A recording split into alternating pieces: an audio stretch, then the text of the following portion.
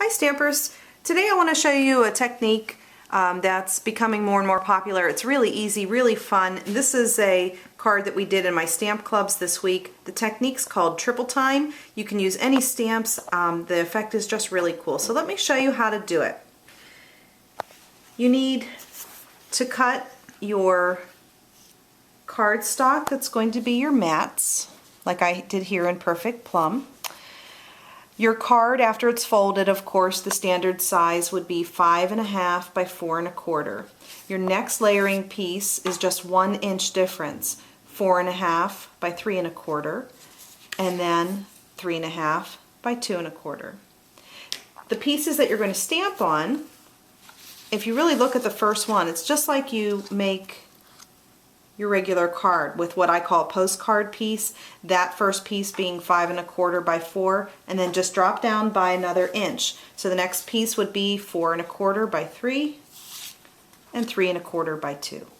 And now we're ready to stamp. So I'm going to leave this here so that you can see it while I stamp.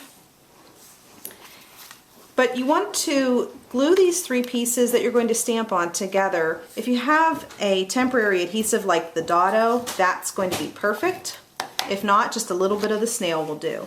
So I just put a little bit of snail, and I'm going to try to center these as best I can, just kind of eyeballing it, stacking the 3 pieces that I'll be stamping on. And I'm going to stamp just like this. As always, you want to start with your largest stamp first. I have a flourish here from Elements of Style. I'm just going to do a random pattern in the crumb cake color. I made a little boo-boo up there, but I'm not really concerned too much. And the other thing I want to tell you is don't worry too much where the ink does not catch. For example, here around the creases, because we're going to fill that in anyway with colored cardstock.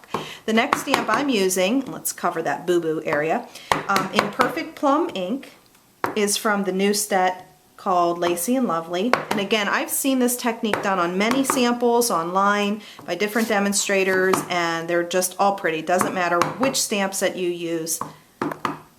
You put as many as you want. That's really what you need to do. Now you carefully peel them apart.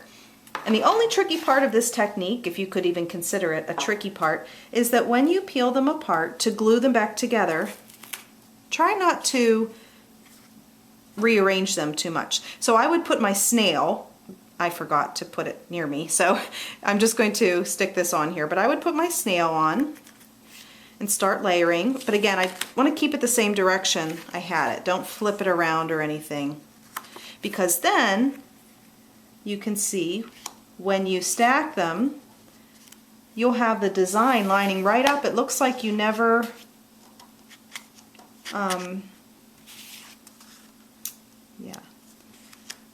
looks like you didn't divide it up at all. We just put the colored cardstock in it.